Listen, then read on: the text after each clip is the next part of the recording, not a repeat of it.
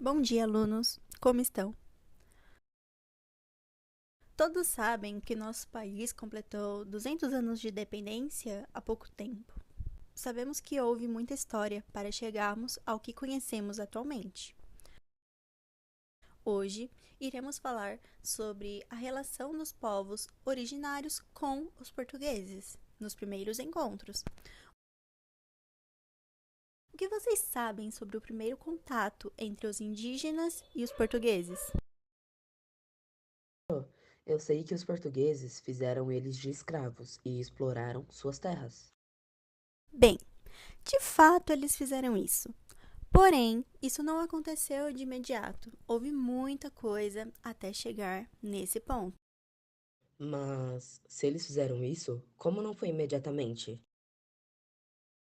Quando os portugueses chegaram aqui no Brasil, lá em 1500, o que mais lhes chamaram a atenção foram os habitantes que, para eles, eram estranhos em costumes.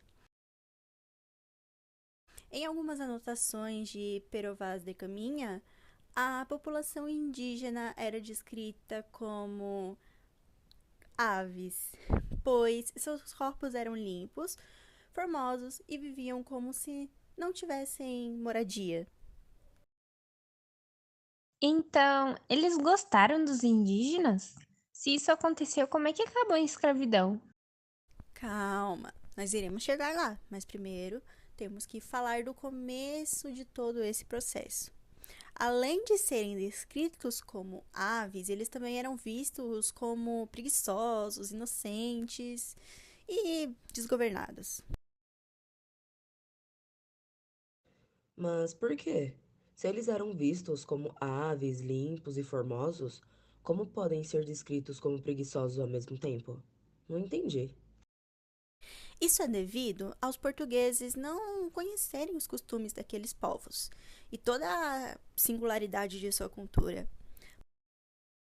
Para eles, os indígenas eram inocentes, porque andavam nus, eram livres de ganância e luxúria. Quase a representação perfeita de Adão e Eva, por não possuírem governo. Os portugueses os titulavam como desgovernados ou os equiparavam como animais selvagens. Tá, se eles não tinham governo, eles não possuíam ninguém que determinasse as tarefas específicas para cada pessoa. Se é assim, como as mulheres eram tratadas nas tribos? Uma ótima pergunta. Alguém tem alguma ideia?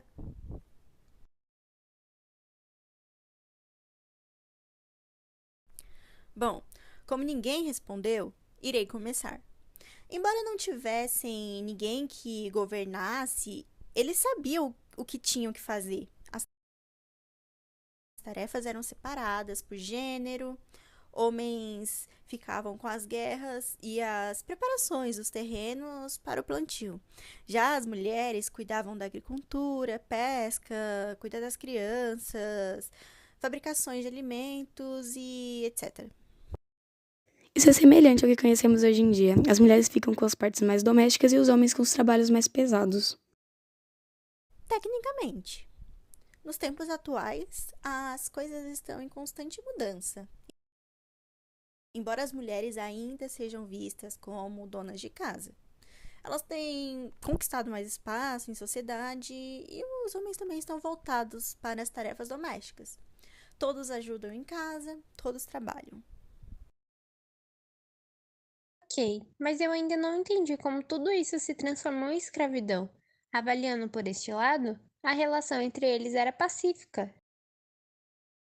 Sua dúvida será respondida agora mesmo. Bom, conforme os portugueses foram convivendo com os indígenas, os interesses começaram a aparecer. Os portugueses queriam a mão de obra dos índios, pois eram robustos e inocentes, e os nativos queriam os instrumentos de trabalho, metais e demais materiais que eles não tinham, que os portugueses tinham. Portanto, houve um consenso entre os dois povos. Os indígenas trabalhavam para os portugueses em troca de metais e demais materiais. Essa relação é chamada de escambo. Pro, eu ainda não entendi muito bem. Se esse sistema de escambo funcionava tão bem, o que mudou? Mesmo que esse escambo tenha funcionado por um tempo, os colonos pretendiam expandir a produção cada vez mais. Assim, eles começaram a fazer os indígenas ficarem mais tempo trabalhando, oferecendo ainda mais ferramentas de trabalho e utensílios para a tribo. Os nativos nem mesmo percebiam essa relação de abuso entre eles. Os portugueses que percebiam eram mortos por outras aldeias, por tramóias dos portugueses. Então, os rebeldes eram mortos por outras aldeias? Mas todos eles não eram livres de luxúria e ganância? Por que isso? Erro meu, deveria ter explicado primeiro. Os nativos tinham como cultura as guerras entre si. Elas aconteciam com o interesse de ambos os lados, ou seja, eles batalhavam por seus interesses, como ampliar o território, estabelecer a exclusividade sobre uma região. Depois da chegada dos portugueses e o escambo ser iniciado, os portugueses faziam acordos com algumas tribos para dedurarem se houvessem rebeldes. Com os rebeldes expostos, os portugueses armavam para as tribos brigarem entre si e, portanto, matarem os rebeldes. Nossa, professora, isso foi muito pesado. Os nativos não entendiam essa relação.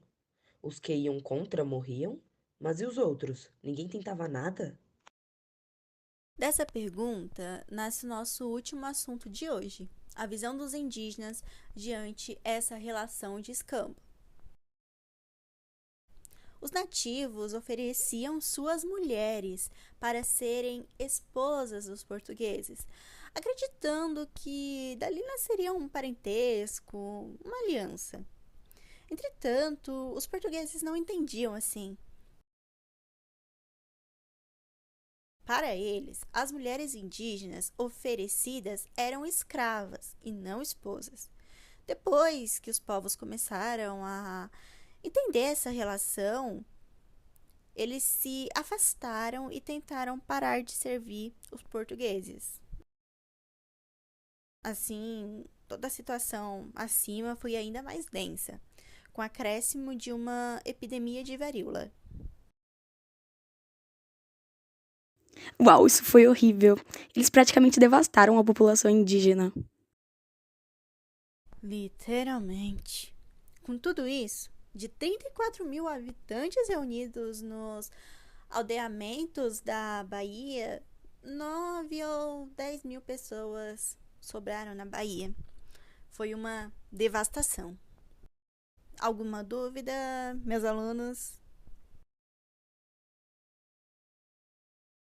Não, pro. A aula foi bem explicativa. Sem dúvidas, professora. Achei bem interessante. Eu não sabia que aconteceu tudo isso.